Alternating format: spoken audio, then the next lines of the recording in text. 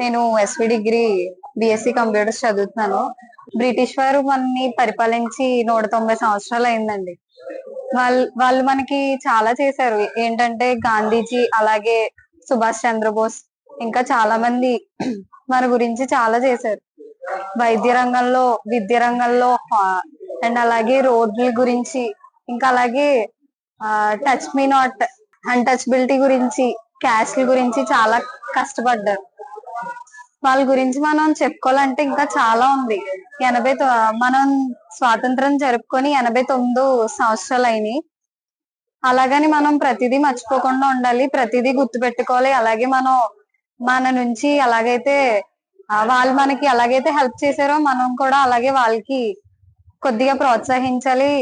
స్వాతంత్ర దినోత్సవం కోసం వాళ్ళు ఎంతైతే చేశారో నేను కూడా, ప్రతి ఒక్కరు ప్రజలు మీరు కూడా హెల్ప్ చేయాలని నేను కోరుకుంటున్నాను. అలాగే స్వాతంత్ర దినోత్సవం అంటే నార్మల్ గా అలా వదిలేయడం కాదు, ప్రతిదీ పీస్ ఉండాలి, ప్రతి ఒక్కరిలో నిజాయితీ ఉండాలి. అండ్ అలాగే మనకంటూ క్యాస్ట్ ఫీలింగ్ తో చాలా మంది ఉంటున్నారు. ఆ క్యాస్ట్ ఫీలింగ్ లేకుండా మంచిగా ఉండాలని నేను కోరుకుంటూ 1947లో మనకి స్వాతంత్రం రావడం జరిగింది. ఆ విషయం అందరికీ తెలుసు. ఇప్పటికీ 80 సంవత్సరాలు జరుగుతున్నప్పటికీ ప్రపంచ దేశాలతో మన దేశం 2026 సంవత్సరానికి ఎకానమికల్గా మనకి 4th ప్లేస్లో ఉందండి.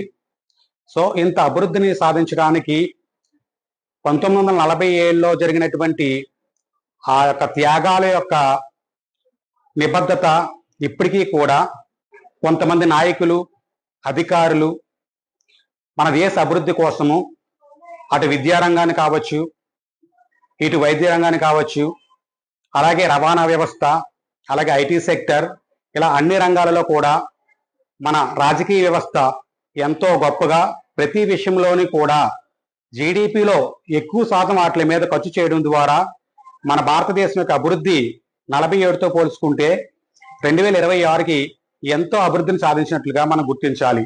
ఈ విషయాన్ని కేవలము కొంతమంది పొలిటికల్ లీడర్ల మీదే, అలాగే విద్యావేత్తల మీద వదిలేయకుండా ప్రతి విద్యార్థి కూడా వారు చేసినటువంటి త్యాగాలను గుర్తు చేసుకొని ఒక దేశ అభివృద్ధికి మనం ఏ విధంగా తోడ్పడాలి అనేటువంటి కృషిని మనం చేయగలిగితే మనం ప్రపంచ దేశాల్లో నెంబర్ 1 ప్లేస్కి వెళ్ళడానికి అవకాశం అనేది ఉంటుంది. ఇటువంటి స్వాతంత్ర దినోత్సవాలు ఎన్నో జరుపుకోవాలని, ప్రపంచ దేశాల్లో మన దేశం ఒక గొప్ప దేశంగా అభివృద్ధి చెందాలని, ప్రతి ఒక్కరి అభివృద్ధి ఒక దేశ అభివృద్ధిగా మనం భావించాలని సెలవు తీసుకుంటున్నాను.